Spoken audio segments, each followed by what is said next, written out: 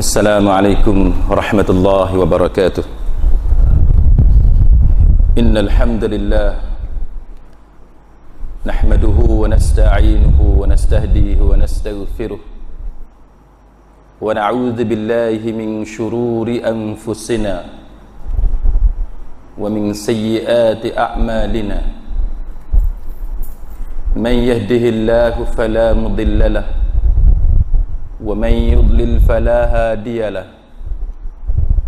أشهد أن لا إله إلا الله وحده لا شريك له وأشهد أن محمدا عبده ورسوله اللهم صل وسلم على محمد وعلى آله وصحبه والتابعين بإحسان إلى يوم الدين وبعد. Rabbi syarah li sadri, wahai Tuhanku, lapangkanlah dadaku ini, wa yassir li amri, dan permudahkanlah urusanku, wahlul 'uqdatam min lisani, dan uraikanlah kekeluhan lidahku, yafqahu qawli, supaya mereka memahami kata-kataku ini. Yang dimuliakan dan dihormati Tuan Imam Al-Ali Jawatan Kuasa Masjid Paya Rambai, seterusnya tuan-tuan, puan-puan, sedang hadirin mukminin, mudah-mudahan dirahmati dan diberkati oleh Allah Subhanahu wa taala.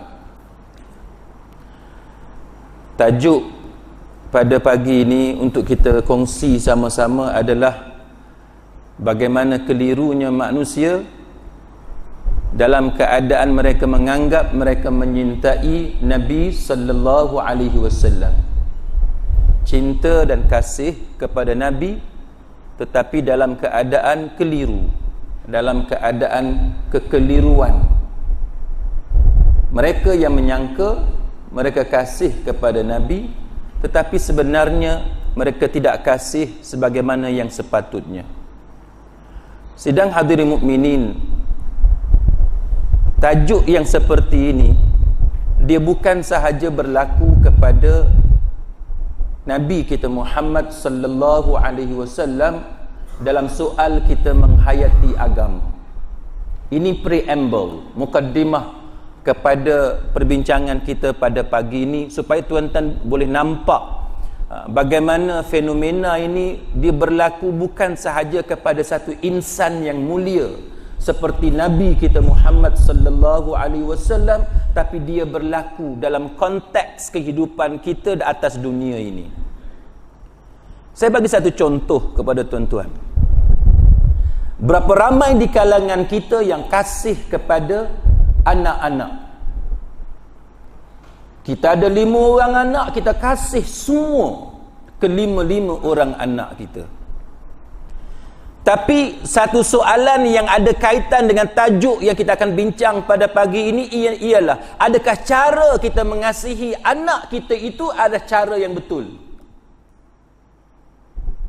Berapa ramai di kalangan kita dia kasih kepada anak dia minta motosikal, dia bagi tanpa mengambil kira apa yang mungkin atau akan berlaku kepada anak dia. Dia tahu anak dia ni satu orang yang jenis gelojoh. Dia tahu bahawa anak dia ni jadi satu jenis anak yang buas, jenis tak ikut peraturan. Dan dia tahu bahawa sebenarnya dia mampu, dia boleh pun hantar anak dia pergi sekolah tanpa perlu dibelikan motosikal umpamanya. Ini contoh mudah je untuk kita faham tajuk ni. Dia tahu, bukan mendesak pun, bukan tak ada pilihan, ada pilihan. Tapi sebab dia rasa sayang dekat anak, apa saja yang anak dia minta, tanpa dia buat pertimbangan yang sewajarnya, maka diberikan semua apa yang anak dia minta, tanpa dia memikirkan akibat daripada kasih sayang dia yang melampau atau dengan cara yang tak kena tadi. Saya percaya benda ni bukan sahaja berlaku kepada rakan-rakan saya, tapi dia juga berlaku kepada rakan-rakan tuan-tuan sekalian. Saya kenal 2-3 orang kawan saya yang kemudiannya menyesal, tapi menyesal tak ada guna dah. Pasal apa? Anak dah meninggal dunia. Dia tahu bahawa benda itu yang mungkin akan berlaku. Kita tahu ajal maut itu di tangan Allah Subhanahu wa taala. Tapi bila kita beriman kepada qada dan qadar Allah, kita percaya kepada qada muallaq dan qada mubram. Qada mubram kita tak boleh nak ubah. Tapi qada muallaq dia bergantung kepada daya usaha ikhtiar yang Allah Taala berikan kepada kita. Ini contoh mudah tuan-tuan. Sayang tak kepada anak? Sayang. Tetapi cara mengasihi anak itu yang tak kena. Oh, anak perempuan, ayah nak keluar, ayah nak berjalan dengan kawan-kawan. Kita tahu dah anak kita yang perempuan besar tu 17 tahun, 16 tahun.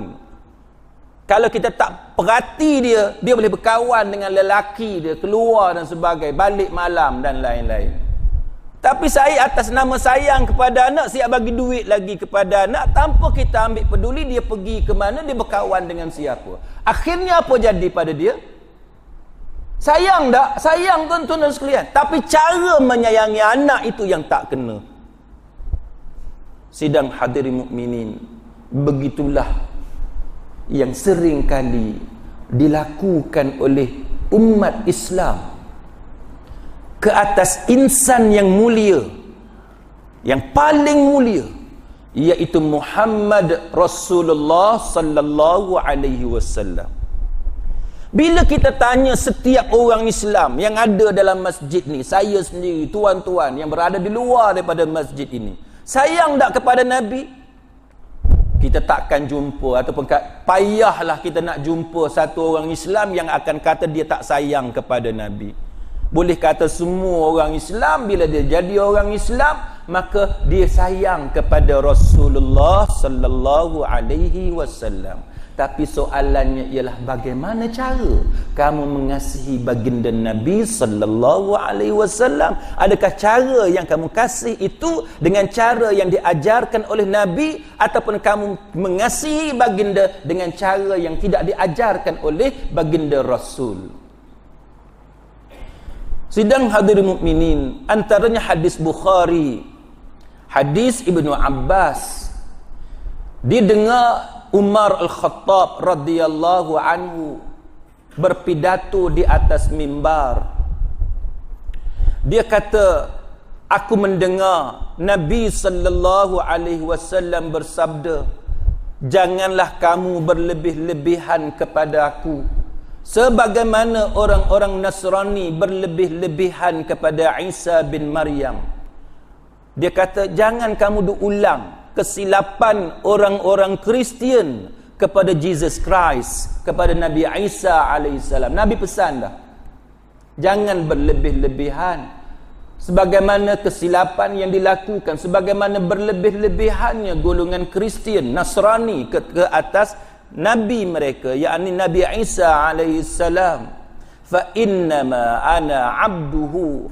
Dia kata, sesungguhnya aku ini hanyalah seorang hamba Allah. Faqulu Abdullah wa rasuluh. Maka kamu katalah aku ni sebagai Abdullah, sebagai hamba Allah dan Rasulnya.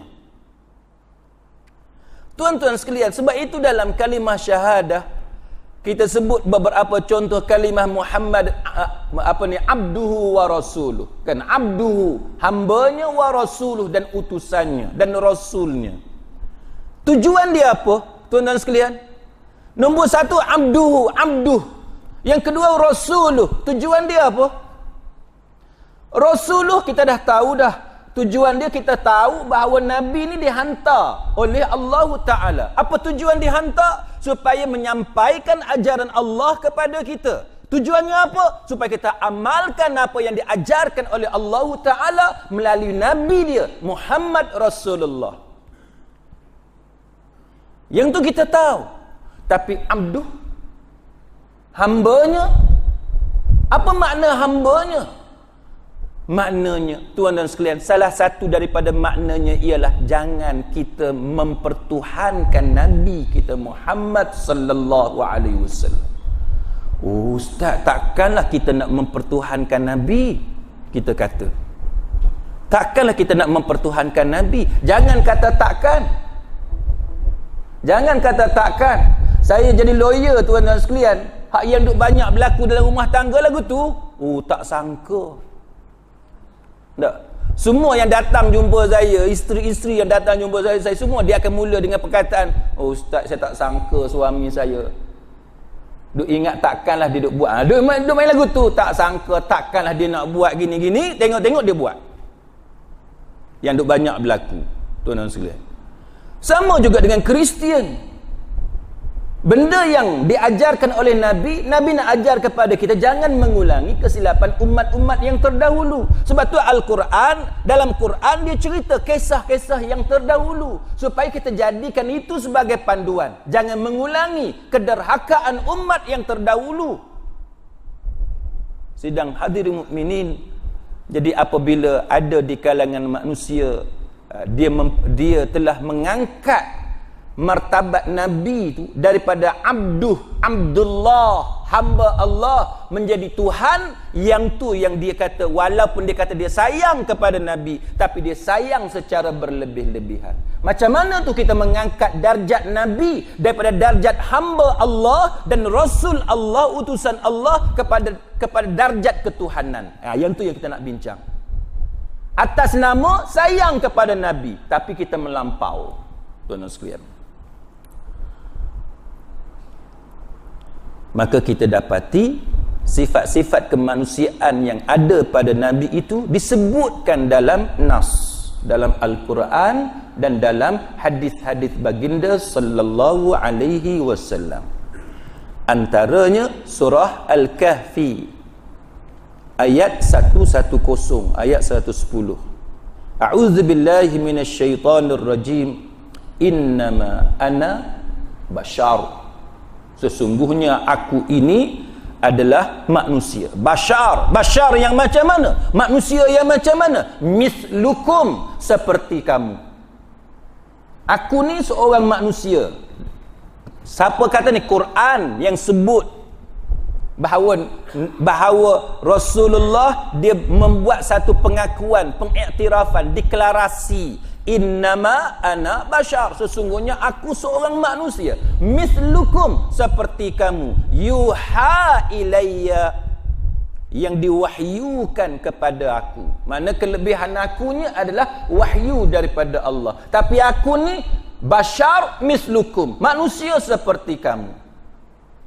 Tiba-tiba ada orang dia marah kepada arwah Tok Guru Ni Aziz atas sebab Tok Guru Ni Aziz kata Nabi Muhammad masa dia lahir sama dengan mamat lain. Yang ni masalah, tuan-tuan.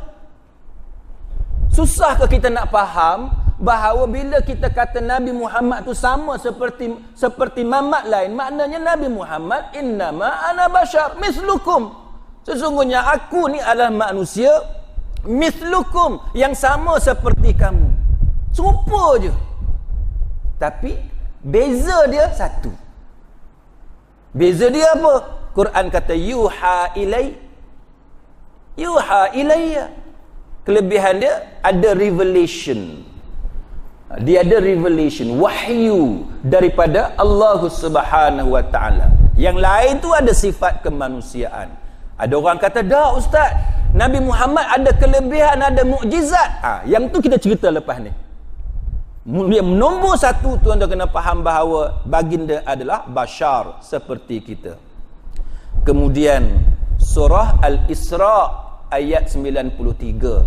Firman Allah Ta'ala, "Qul subhana rabbi." Katakanlah subhana rabbi. Macam kita katalah subhanallah lepas mayang tadi kan, subhanallah. Qul, katakanlah maha suci Tuhanku. Hal kuntu illa basyarar rasula, bukankah aku ini hanya seorang manusia yang menjadi rasul. Aku ni manusia. Nabi kata. Tuan-tuan rasalah apa tujuan diulang-ulang? Quran ni tuan-tuan ingat dia turun sia-sia ke? Saja-saja ke nak cerita innama ana bashar mislukum, cerita pula bahawa hal kuntu illa basyarar rasula, cerita aku ni manusia biasa yang menjadi rasul. Apa tujuan duk cerita aku ni manusia, aku ni manusia? Tujuan dia supaya tuan-tuan terima Nabi tu hanya sebagai manusia. nak angkat Nabi tu lebih daripada darjat kemanusiaan. Tak boleh. Dia ada beza darjat ketuhanan dengan darjat kemanusiaan, darjat manusia. Dia mesti dibezakan. Dia tak boleh hak ketuhanan tuan-tuan ambil yang daripada manusia tu bagi hak ketuhanan kepada dia. Apa dia hak ketuhanan? Minta doa dengan dia. Tak boleh. Yang ni membesarkan dia setaraf dengan sifat-sifat Tuhan. Tak boleh. Walaupun tuan-tuan kata, "Tak, kami tak anggap dia sebagai Tuhan." Memang kamu tak anggap dia sebagai Tuhan, tapi apabila kamu memuji dia setaraf dengan sifat ketuhanan, itu yang dikatakan bahawa kamu telah memberi hak ketuhanan kepada orang tu. Yang ni yang diulang-ulang dalam Al-Quran. Jadi di Quran dia nak sampaikan kepada kita bahawa Muhammad tu manusia biasa. Kemudian dalam surah Al-Furqan ayat yang ke-7, firman Allah Ta'ala, wa qalu ma li hadzal rasul. Puak-puak musyrik ni, puak musyrikin, orang-orang kafir ini dia petikai. Wa qalu, dia orang kata apa? Ma li hadzal rasul. Dia kata pasal apa? Rasul ni pasal apa dia ni? Ya'kulut ta'am, dia makan makanan. Dia petikai. Pasal apa nabi ni dia makan macam kita makan? Kita makan tom yam, dia makan tom yam. Kita makan kurma, nabi pun makan kurma. Nabi apa? Puak-puak kafir ni dia petikai. Tuan-tuan sekalian. Wa yamshi fil aswaq, dan berjalan di pasar-pasar. Perangai ni, tuan-tuan sekalian, perangai nak kata nabi ni dia nak macam malaikat ni, perangai siapa? Perangai orang kafir. Perangai orang mukmin, dia terima nabi sebagai manusia. Dia tak angkat nabi tu melampau-lampau. Tapi orang kafir dia kata tak. Takkanlah rasul ni macam kita je duduk berjalan dekat kedai, dekat shopping kompleks. Takkan lagu tu. Zaman dulu dia guna perkataan apa ni, wa yamshi fil aswaq, kedai-kedai, pasar-pasar. Tuan-tuan sekalian, laula unzila ilaihi malakun fayakuna ma'ahu nadhira. Allah Ta'ala kata dia orang sebut benda tu sebab apa? Supaya dia kata, dia petikai kenapa tidak diturunkan kepada dia orang ni malaikat, supaya malaikat itu memberikan peringatan bersama-sama dengan dia. Pasal apa tak diturunkan malaikat? Bila turun malaikat baru kami tahu itu daripada Allah. Dia lagu tu. Ni perangai orang kafir, tuan-tuan. Imam Ibn Kathir dalam tafsir, tuan-tuan sekalian, tafsir Imam Ibn Kathir. Kalau tuan-tuan nak mengaji, antara tafsir yang bagus adalah tafsir Imam Ibn Kathir, Imam Asy-Syaukani, tuan-tuan.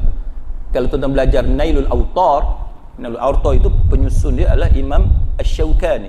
Imam Asy-Syaukani kata antara tafsir, dia kata kalau bukan yang terbaik pun, among the best, antara yang terbaik. Kalau tidak terbaik pun, antara yang terbaik adalah tafsir Imam Ibn Kathir. Baik. Ibn Kathir kata apa? Dia kata Allah memberitahu daripada ayat itu tentang degilnya, tentang keras kepalanya orang-orang kafir, dan bagaimana penentangan mereka itu serta pembohongan, pendustaan mereka itu terhadap kebenaran tanpa hujah dan tanpa dalil. Kita tak mau ada perangai macam ni yang Imam Ibn Kathir kata ni. Dia kerja dia lawan je, hujah tak ada, dalil tak ada. Hak dia nak lagu tu lah, tuan-tuan sekalian. Kita tak boleh ada perangai macam ni. Tak boleh, tuan-tuan sekalian. Kita buat benda, kalau kita nak pertahan benda yang kita buat, kita kata yang ni hak baik, minta dalil, minta hujah. Bukan main sembrono nak lawan. Saya sebab tu, tuan-tuan sekalian, kita menghayati agama, kita mengamalkan agama, benda yang paling penting ialah kita tapis, kan? Kita tapis balik amalan kita ni. Dia hak eloknya, tuan-tuan sekalian, amalan ialah tuan-tuan tengok apa dia benda yang menjadi amalan Nabi, para sahabat, para tabi'in. Kalau tuan-tuan nak turun lagi, apa dia amalan ulama-ulama yang ulama-ulama mazhab? Kita mazhab Syafi'i, apa dia amalan Imam Asy-Syafi'i? Apa dia amalan kalau Hambali Imam Ahmad bin Hanbal? Apa dia amalan Imam Abu Hanifah? Apa dia amalan Imam Malik? Kita zaman sekarang tak, tuan-tuan, kita tak buat lagu tu. Kita amalan kita ambil kok mana kita tak tahu. Tak tahu ambil kok mana. Lepas tu bila orang petikai, oh kita marah. Kita kata ni dah jadi amalan. Daripada dulu kita dah amal benda-benda macam ni. Soalan dia tuan-tuan, amalan kita tu ada tak dalam kitab karangan Imam Syafi'i? Tak ada. Amalan kita tu ada dalam kitab-kitab yang dikarang oleh Imam Abu Hanifah? Tak ada. Tapi kita kata bersanad. Bersanad kat mana? Kita hanya mendakwa dia bersanad. Tapi bila orang minta tunjuk sanad, tak tunjuk. Oh, mana aci gitu. Kalau engkau ada sanad, tunjuklah sanad supaya bila ada sanad kita boleh kaji, sama-sama kaji. Betul tak sanad yang kau ada tu? Kadang-kadang sanad tak ada pun dia kata je ada sanad. Satu. Yang kedua, kalau betul ada sanad, kita nak kena study tengok sanad yang kau ada tu boleh percaya ke tak boleh percaya. Sanad tu putus ke tak putus. Itu tujuan sanad. Tujuan sanad supaya kita boleh kaji, tengok daripada mana kita ambil amalan itu ataupun kata-kata itu. Yang berlaku sekarang ni tuan-tuan sekalian, benda yang sebaliknya. Dia berlindung di sebalik cerita sanad. Sama juga muslimin muslimat sekalian, orang kita bila kita tegur sikit, oh dia kata kita pula yang salah. Dia kata aku talaki bersanad, dia kata. Talaki bersanad. Dia tahu tak makna talaki bersanad tu apa dia? Dia sebut talaki bersanad yang dia bila datang kuliah tidur. Talaki apa gitu? Bila orang belajar melalui YouTube, dia marah. Dia kata ni tidak talaki bersanad. Apa beza engkau datang masjid, engkau tidur, orang belajar YouTube tengok betul-betul apa yang ustaz tu cakap dalam YouTube. Tuan-tuan, orang kita ni, dia lebih suka kepada istilah. Tapi dia tak buat ikut istilah tu. Macam sanad lah, dia sebut bersanad, tapi mana sanad dia? Dia tak boleh tunjuk. Dia kata talaki bersanad. Dia datang, kalau ada daurah daripada pagi sampai ke petang sampai ke malam, nanti lepas duduk sejam dia lengah, dia pergi makan roti canai. Talaki apa gitu? Kitab tak bawa, betul tak? Lepas tu dia main handphone, tengok Facebook. Talaki bersanad, apa macam tu? Jadi muslimin muslimat sekalian, ini masalah yang berlaku kepada kita. Jadi Imam Ibn Katsir kata, perangai degil orang kafir ini ialah mereka ni mendustakan kebenaran tanpa hujah, tanpa dalil. Mereka hanya bagi alasan dengan mengatakan dia tak ada alasan. Bila tak ada alasan, dia buatlah alasan yang direka-reka. Dia kata pasal apa Nabi ni dia makan benda hak kita makan? Pasal apa Nabi ni dia perlukan makanan sebagaimana kita juga perlukan makanan, lapar dan sebagainya. Pasal apa Nabi ni duk pergi pasar, balik pasar macam kita? Pasal apa Nabi ni pergi berniaga apa semua macam kita berniaga? Jadi ayat ini menunjukkan kepada kita bahawa Nabi ni dia manusia yang sama sebagaimana kita, dan ada orang yang mengangkat Nabi ni dengan cara melampau-lampau sehingga mengatakan bahawa tubuh Nabi ni ada cahaya. Ada yang kata lagu tu, Nabi ni ada cahaya. Kita kata mana bukti ada cahaya? Dia kata engkau tak percaya ke Nabi tu ada cahaya? Kita kata tak. Sebelum percaya ataupun tidak, mana dia bukti bahawa Nabi, tubuh Nabi ada cahaya? Kita nak cakap tentang Nabi, kita kena ada dalil. Tak boleh main cakap lagu tu je. Bila kita petikai, dia kata kita telah menafikan mukjizat yang ada pada Nabi. Ini masalah tuan-tuan orang kita. Tuan-tuan, kita bukan menafikan mukjizat, tapi kita nak mensabitkan mukjizat yang tertentu kepada Nabi, kena ada dalil. Tuan-tuan nak kata Nabi ada cahaya ke, Nabi tak ada bayang ke, Nabi begitu, Nabi begini, bawa hadis. Mana dia riwayat yang cerita tentang Nabi? Ini pembohongan yang dilakukan oleh golongan tertentu di atas nama kasih sayang kepada Nabi sallallahu alaihi wasallam. Ini salah tuan-tuan. Ni tak betul. Walaupun tuan-tuan, walaupun pihak yang sepihak tertentu dia mendakwa dia berniat untuk kebaikan sekalipun, salah benda yang macam tu. Sebabnya tuan-tuan sekalian, antara contoh kalau kita boleh tengok dalam Al-Quran, Allah Ta'ala berfirman, a'udzubillahi minasyaitanir rajim, qalu ma antum illa basharun mithluna wa ma anzala ar-rahmanu min syai' in antum illa takdzibun. Mereka jawab, kamu tidak lain hanyalah manusia seperti kami. Apa dia alasan puak Quraisy, puak kafir yang tak mau beriman kepada Nabi? Dia kata, engkau sama macam kami je. Mana di sisi puak Quraisy, bila dia tengok Nabi, dia tak nampak Nabi ni ada keistimewaan apa-apa. Dia tak nampak. Bila dia tengok Nabi, serupa dengan kami je, serupa je, dia kata sama je. Wa ma anzala ar-rahmanu min syai' in antum illa takdzibun. Dan Allah yang Maha Pemurah tidak menurunkan sesuatu pun, kamu tidak lain hanyalah para pendusta belaka. Maknanya kaum Quraisy, walaupun kita kata Nabi tu ada mukjizat, tapi mukjizat yang ada pada Nabi tidak menyebabkan Nabi dilihat sebagai orang yang berbeza daripada manusia biasa. Jadi kita bila kita nak puji Nabi, jangan kita puji Nabi sehingga melampaui daripada had yang telah ditentukan oleh Al-Quran dan Sunnah. Muslimin muslimat sekalian, ada orang kata, dia bawa riwayat, dia kata Nabi ni bila dia pergi mana-mana ada awan yang tolong teduhkan Nabi. Ada awan yang tolong teduhkan Nabi. Tuan-tuan sekalian, cerita macam ni memang dia niat baik, tujuan dia tu baik. Dia nak tunjuk Nabi ni hebat, pergi mana-mana teduh. Tapi bila kita nak cerita macam tu, bukan tak boleh, boleh dengan syarat. Syarat dia apa? Bawa riwayat mana yang kau ambil. Yang tu yang kita nak tahu. Sebab kita tak mau berbohong atas nama Nabi. Yang tu dosa besar, tuan-tuan sekalian. Walaupun niat kita baik. Kita kata Nabi pergi mana-mana payung.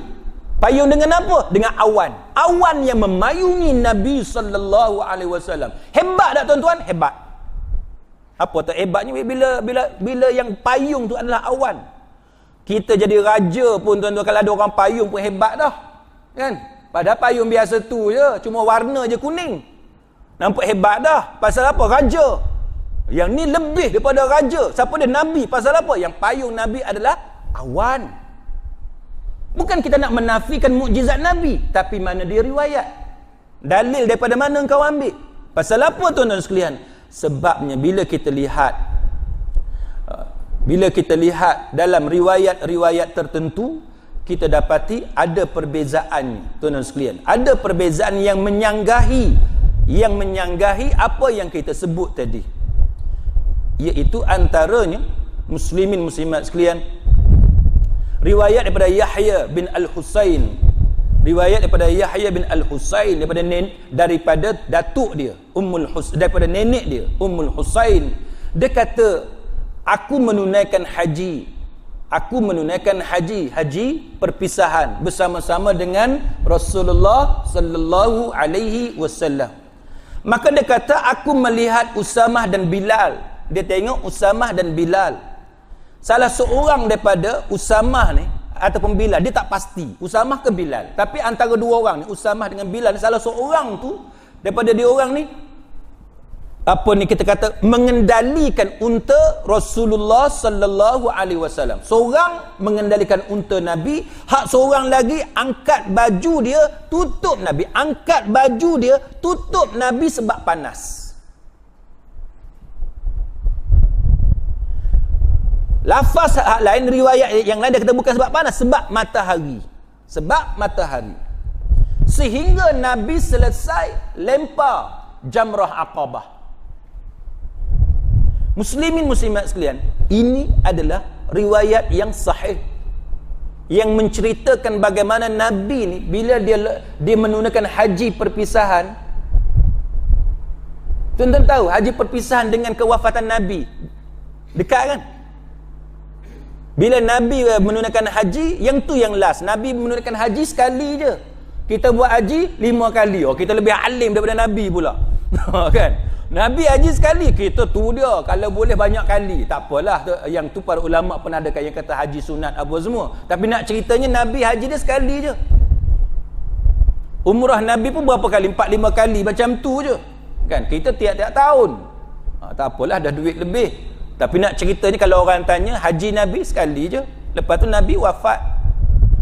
Muslimin muslimat sekalian, riwayat ni menunjukkan bahawa di penghujung usia baginda, kepanasan itu ataupun teriknya matahari menyebabkan Usamah ataupun Bilal, dia guna baju dia untuk tutup Nabi sebab panas. Kalau kita kata awan memayungi Nabi, memberikan keteduhan kepada Nabi daripada pancaran cahaya matahari, apa perlunya Usamah ataupun Bilal untuk memayungi Nabi, untuk menghalang keteriknya matahari dengan menggunakan pakaian mereka? Ini yang kita kata hujah. Kan? Bila kita nak kata satu benda, tengok hujah. Kita bukan nak bergaduh tuan-tuan, tapi kita nak kata bila kita sayang dekat Nabi, kita nak puji Nabi, nak angkat darjat Nabi, jangan memandai-mandai. Jangan memandai-mandai. Saya kuliah di satu masjid di Pulau Pinang, tuan-tuan. Masa tu saya sebelum kuliah tu dalam kereta dengar radio satu negeri. Ada sebuah negeri lah, saya buka radio tu tengah bawa kereta sebab ada program agama, bicara agama oleh seorang ustaz. Dia kata Imam Ahmad bin Hanbal ni, dia semayang sunat waktu pagi, 400 rakaat. Bin Hanbal semayang sunat waktu pagi 400 rakaat. Itu satu cerita. Satu lagi cerita, salah satu orang ustaz bagi tazkirah waktu Ramadan. Cerita Imam Ahmad bin Hanbal juga. Dia kata Imam Ahmad bin Hanbal, dia qiyamul lail 1000 rakaat satu malam. Saya pun balik kira, ambil kalkulator, kira mana boleh tuan-tuan 400 rakaat. Cuba tuan-tuan balik kira. Tuan-tuan semayang kedua rakaat berapa minit? Tuan-tuan semayang sunat 2 rakaat berapa minit? 2 minit? Dah. Kalau saya pun 3 minit dah. Saya orang di Paya Rambai mesti lebih alim, lebih lebay kan. Mesti 4-5 minit. Imam Ahmad bin Hanbal, tuan-tuan ingat dia semayang 2-3 minit macam kita ke? Guna logik. Cuba tuan-tuan kira. Boleh tak satu pagi 400 rakaat? Tak boleh. 1000 rakaat boleh tak? Lagi tak boleh. Tiba-tiba bulan depan satu orang pakcik datang jumpa saya. Dia kata, ustaz, saya dah tanya dah ustaz lain, benda ustaz kata tu. Dia kata hak berlaku dekat Imam Ahmad bin Hanbal tu, dia kata karamah dia, keramat dia. Memanglah tak logik. Dia kata keramat ni benda yang tak logik. Dia kata kalau benda logik kita tak panggil keramat. Pandai juga tu, kan? Sebab tu dia kata kelebihan. Sebab Imam Ahmad bin Hanbal ni wali Allah, dia kata. Tuan-tuan, saya tak nafi, saya tidak mengingkari bahawa adanya karamah, keramat kepada wali Allah. Saya tak nafi. Kita beriman kepada karamah, sebagaimana kita beriman mukjizat yang dianugerahkan kepada Nabi sallallahu alaihi wasallam. Orang-orang soleh diberikan beberapa peristiwa yang luar biasa, kita terima. Tapi bila kita nak dakwa satu-satu karamah, satu-satu mukjizat, satu-satu benda yang luar biasa, sama ada kepada Nabi ataupun kepada para imam mazhab, lebih-lebih lagi kepada Nabi, hendaklah datang dengan dalil, dengan hujah. Bukan main dakwa ikut suka gitu. Saya tak nafi tuan-tuan, mungkin Allah Ta'ala dia boleh bagi karamah kepada Imam Ahmad bin Hanbal 400 rakaat atau 1000 rakaat hanya dalam masa 1 jam contohnya. Boleh. Itu kuasa Allah Ta'ala, dia nak bagi kelebihan kepada wali dia. tetapi datangkanlah riwayat mana engkau ambil. Siapa yang cerita tu jangan duk main dakwa gitu. Nampak tak tuan-tuan? Kita bukan nak nafi, tapi kita minta hujah. Dalil tu engkau ambil kat mana? Cerita tu. Yang ni tuan-tuan. Sama dengan Nabi, bila kita nafikan, bila kita kata mana ada cerita yang sahih yang kata awan memayungi Nabi, Nabi pergi mana-mana duk bayang-bayang awan tu memayungi Nabi. Dia kata engkau tak percaya kepada mukjizat Nabi. Tak, kita bukan tak percaya pada mukjizat Nabi. Yang kita tak percayanya riwayat yang kau bawa tu. Kecuali kau boleh bawa tunjuk, ni kita ambil daripada Imam Abu Daud contohnya, disahihkan oleh siapa-siapa, Syekh Syuaib Al-Arnaud contohnya, sebagai contoh, barulah kita boleh percaya. Jadi sidang hadirin mukminin, ini satu contoh yang kita boleh sebut. Satu lagi contoh tuan-tuan sekalian, cerita pasal Nur Muhammad. Nur Muhammad, bila kita bahaskan isu ni tuan-tuan, bukan kita tak sayang kepada Nabi. Bila kita bahas persoalan Nur Muhammad, bukan kita tak sayang dekat Nabi. Saya sayang dekat Nabi, tuan-tuan pun sayang dekat Nabi. Tapi yang kita petikai, bila engkau nak cerita pasal konsep Nur Muhammad, engkau bawa riwayat daripada mana? Kenapa cerita pasal Nur Muhammad yang kau bawa tu tak ada dalam Sahih Bukhari, tak ada dalam Sahih Muslim, tak ada dalam Sunan Sittah, tak ada dalam kitab-kitab hadis yang terkemuka, yang muktabar, tak ada. Kita percaya kelebihan Nabi, tapi cerita engkau tu, Nur Muhammad yang kau bawa, mana dia? Tuan-tuan ingat Imam Bukhari ni, tuan-tuan ingat Imam Bukhari tak sayang ke dekat Nabi? Dia kalau boleh, dia nak kumpul semua hadis-hadis yang sahih, dia nak bagi tahu kepada kita. Kalau Imam Bukhari jumpa cerita pasal Nur Muhammad, tuan-tuan rasa dia nak sembunyi ke cerita Nur Muhammad? Tuan-tuan rasa dia nak sembunyi ke? Tak. Dia antara orang yang awal akan sampaikan cerita tu kepada kita. Imam Muslim, Abu Daud, Tirmizi, apa semua tu, Imam Malik dalam Muwatta' dia. Adakah tuan-tuan rasa semua ulama hadis yang muktabar ni dia nak sembunyikan cerita tu? Tapi geng-geng hak mengaji, orang kata hafkuk, tahu hafkuk? Istilah orang putih. Hafkuk. Separuh masak. Jenis hak mengaji separuh masak ni tuan-tuan, payah kita berdebat dengan dia. Tajuk ni dia boleh pergi sejam lagi tuan-tuan. Tapi tak apa, tuan-tuan jangan risau. Kuliah subuh saya sekejap je, 45 minit je. Sebab tuan-tuan pun mengantuk. Mulai semalam kan. Ada mulai semalam. Ada golongan yang half cook ni tuan-tuan, separuh masak ni. Dia rasa dia mengaji hebat dah. Dia rasa dia mengaji hebat dah. Padahal dia tak tahu benda yang dia sebut tu kita dah bincang lama dah. Dia duk kata apa? Dia kata hadis sahih ni tak semestinya ada dalam kitab-kitab hadis yang besar, dia kata. Dia bagi ayat tu. Dia kata tak semestinya ada dalam Bukhari, Muslim. Dia kata salah kalau kita kata hadis sahih ada dalam Bukhari, Muslim saja. Dia kata salah. Oh, pandai dia kona tuan-tuan. Pandai dia kona. Dia pergi kona, dia kata hadis sahih bukan ada dalam Bukhari, Muslim saja. Dia banyak lagi kitab lain. Dia kata kita kena baca banyak lagi kitab lain. Dia suruh kita pula baca. Yang kita minta dengan dia, engkau ambil kat mana? Dia tak boleh tunjuk. Dia suruh kita pula baca bagi perhabis. Lagu tu sedap lah. Saya lepas ni saya nak kata, Nabi kata siapa yang duduk dekat payah rambai semua orang bodoh. Boleh kata gitu?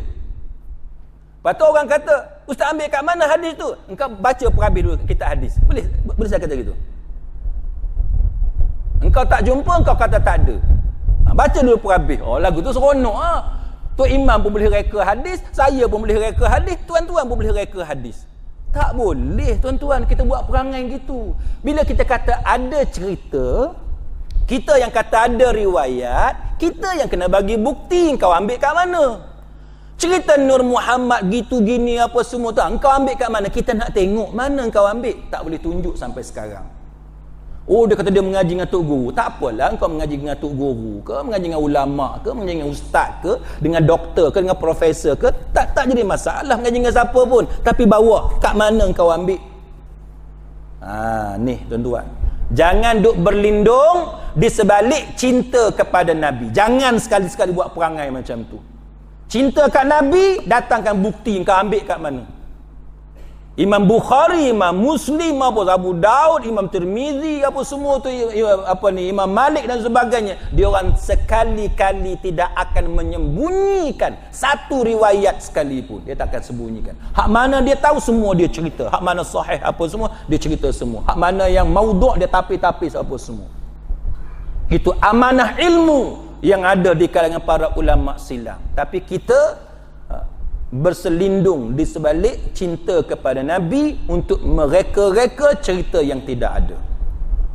Muslimin muslimat sekalian, kalaulah benar tubuh Nabi tu bercahaya, kalaulah benar tubuh Nabi tu bercahaya, kita nak faham cerita tu senang je tuan-tuan. Kita buat andaian tubuh tuan-tuan tu bercahaya. Apa jadi kalau tubuh tuan-tuan bercahaya? Lari orang lari. Tak tahulah, lari tu kalau terang sangat larilah kot dah sampai tak nampak. Tapi tak apalah, mungkin cahaya tu cahaya yang sejuk mata memandang. Kita buat andaian sebab kita tak tahu cahaya macam mana. Katalah bercahaya, duduk dalam bilik agak-agak gelap tak bilik? Cerah ha? Tak? Teranglah kan?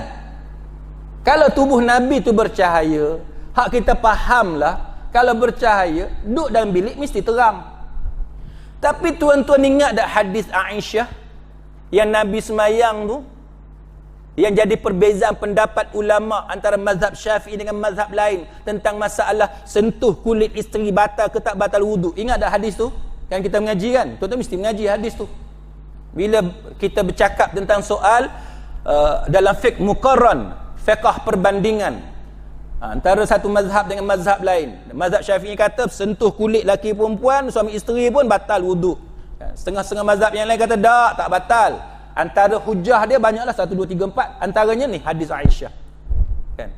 Nabi semayang, arah kiblat dia tu kaki Aisyah radhiyallahu anha. Kan Nabi alih kaki tu. Bila Nabi alih tu adalah perbahasan para ulama.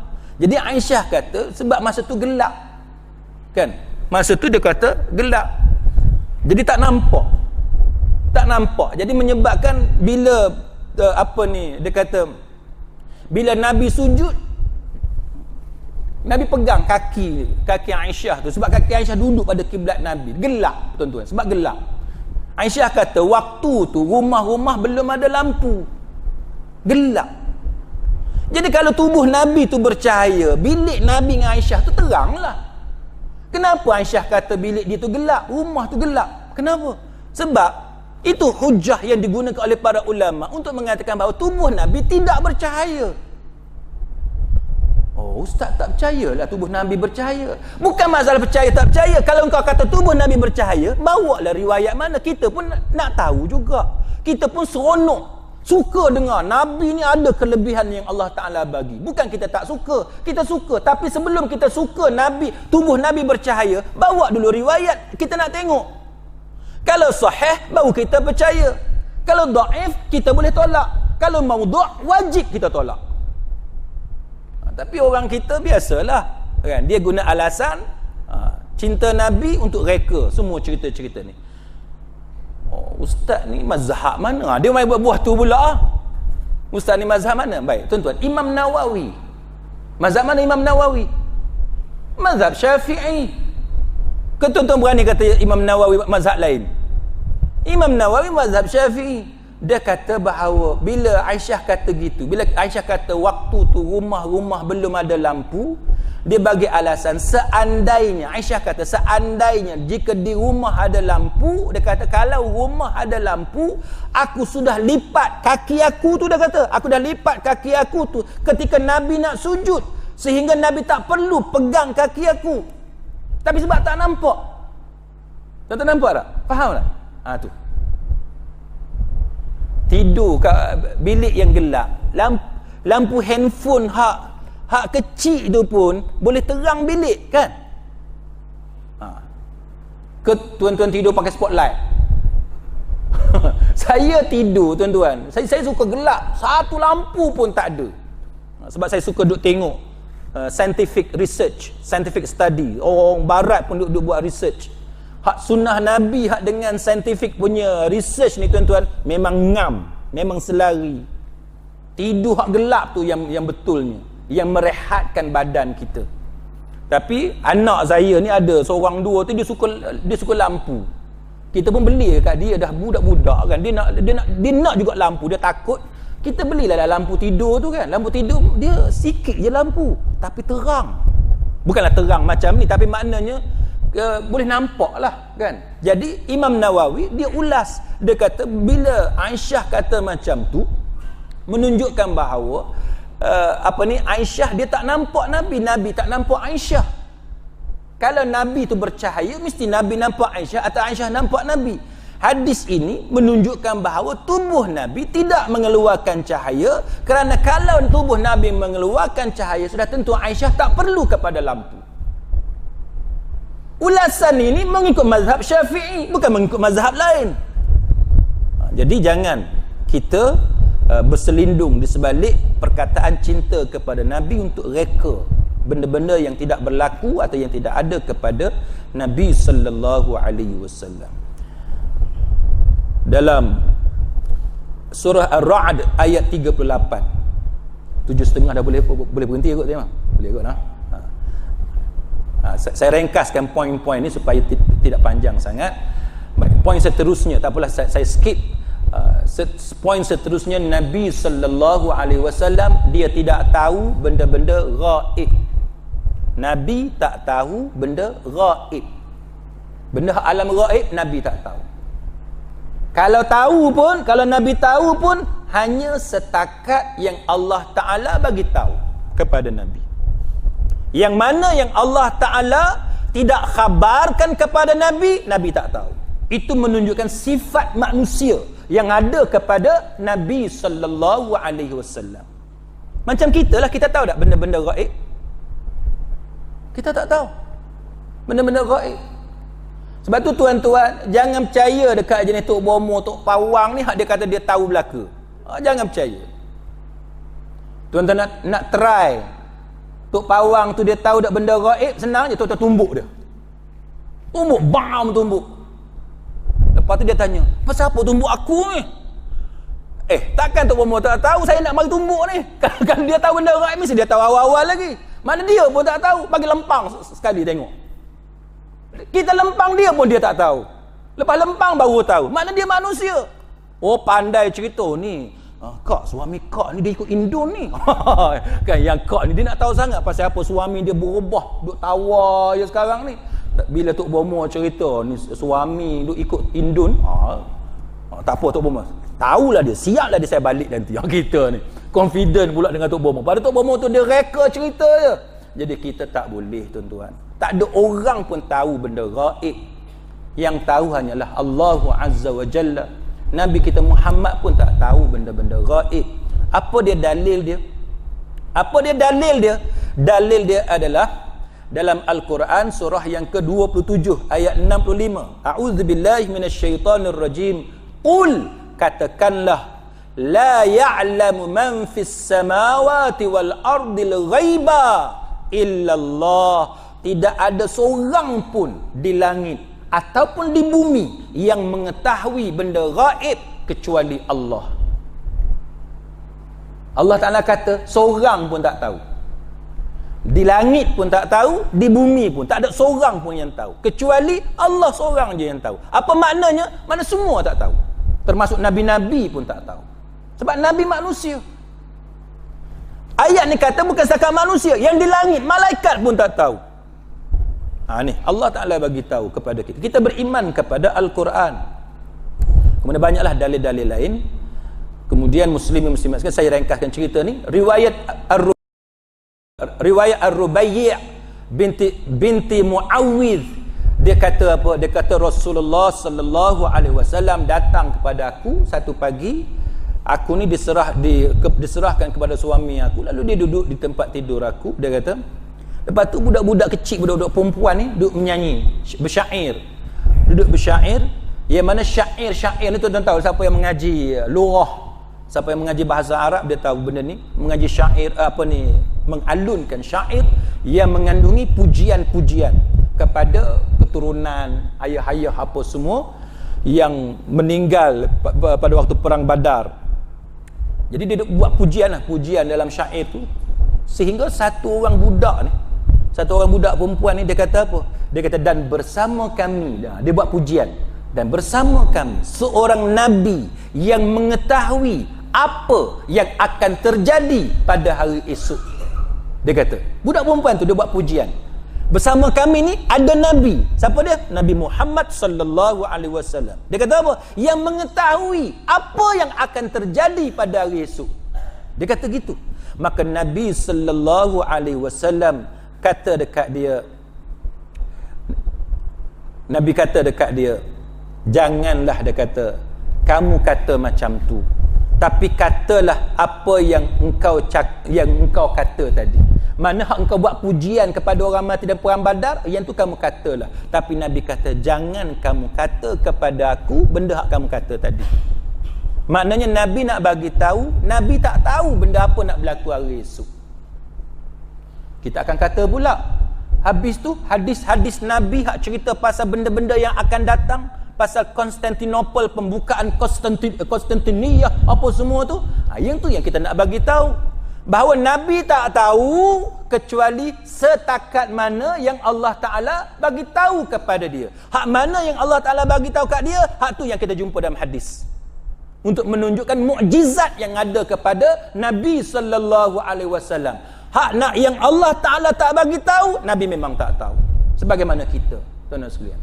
Jadi muslimin muslimat sekalian, itu secara ringkasnya apa yang menunjukkan kepada kita bahawa banyak orang-orang kita ni dia telah melakukan jenayah terhadap Nabi sallallahu alaihi wasallam. Poin seterusnya, Nabi tak boleh bagi manfaat kepada diri dia dan tidak boleh mencegah kemudaratan ke atas diri dia sendiri. Nabi luka dalam perang Uhud dan sebagainya, menunjukkan kepada kita bahawa bila orang kita mendabik dada, dia ada ilmu-ilmu kebal dan sebagainya, itu menunjukkan bahawa satu pembohongan. Kalau dia kata dia minta dengan Nabi bagi manfaat, itu salah. Dia berdoa kepada Nabi supaya Nabi melindungi dia daripada kesialan, itu salah. Doa hanya kepada Allah Azza wa Jalla. Hanya Allah yang boleh memberi manfaat kepada kita, hanya Allah yang boleh bagi mudarat kepada manusia. Yang tu konsep yang kita kena pegang, muslimin muslimat sekalian. Jadi saya minta maaf saya ambil masa tuan-tuan sekalian, tapi secara ringkasnya, secara mudahnya tuan-tuan sekalian, kita hendaklah membuktikan kasih kita kepada Nabi sallallahu alaihi wasallam dengan cara yang betul. Cara betul macam mana? Iaitu kita mengamalkan apa yang diajarkan oleh Nabi. Yang mana Nabi bagi keutamaan, hak mana Nabi pentingkan, hak tu yang kita sungguh-sungguh buat. Macam tadilah kan, kita sembahyang subuh berjemaah. Kan, kita sembahyang subuh berjemaah. Lepas tu sebelum subuh 2 rakaat tu kita kata hak ni kita kena ambil berat. Sebab itulah yang diambil berat oleh Nabi sallallahu alaihi wasallam. Kalau kita benar-benar kasih kepada Nabi, maka itulah cara yang betul, iaitu dengan cara kita memperjuangkan amalan-amalan yang diajarkan oleh Nabi sallallahu alaihi wasallam, dan bukannya dengan cara mereka-reka perkara yang tidak ada riwayat yang sahih daripada Nabi sallallahu alaihi wasallam. Mudah-mudahan apa yang kita bicarakan, apa yang kita dengar, apa yang kita kongsi, apa yang kita lakukan pada pagi ini menjadi hujjah kepada kita, menolong kita di hari akhirat nanti. Kita dibangkitkan bersama-sama dengan Nabi sallallahu alaihi wasallam di padang mahsyar. Kita dianugerahkan dengan hisaban yasira, hisab yang mudah oleh Allah Taala, dan kita dimasukkan ke dalam syurga menemani Nabi sallallahu alaihi wasallam dalam syurga Firdaus, syurga yang paling tinggi, yang paling hampir dengan Arash Ar-Rahman. Amin ya rabbal alamin. Aqulu qawli hadha wa astaghfirullahal azim li wa lakum. Wassalamu alaikum warahmatullahi wabarakatuh.